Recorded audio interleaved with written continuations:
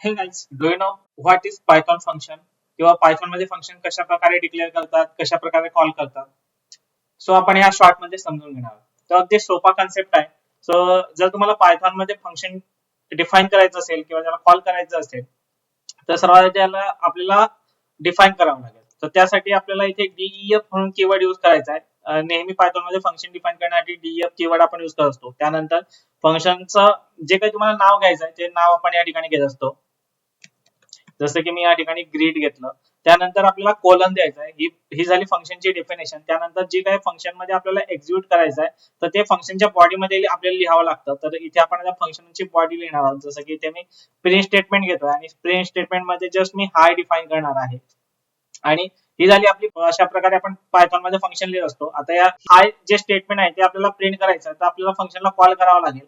तर आपल्या पायथॉन मध्ये फंक्शन कशा प्रकारे कॉल करतो तर जस्ट आपल्याला जे फंक्शनचं नाव आहे ते लिहायचं आणि पॅरेंथेसिस ओपन आणि क्लोज तो द्यायचा.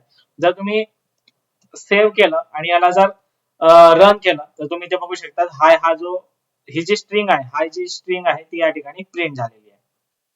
सो अशा प्रकारे तुम्ही पायथॉन मध्ये फंक्शन डिफाइन करू शकता. तो अगदी सोपा कन्सेप्ट आहे. तर सर्वात आधी डीईएफ ग्रीड हे जे आहे ही पायथॉनची डेफिनेशन आहे.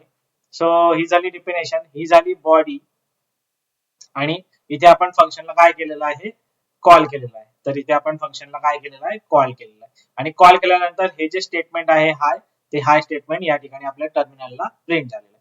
सो अशा प्रकारे पायथॉन मध्ये फंक्शन तुम्ही डिफाइन आणि कॉल करू शकता.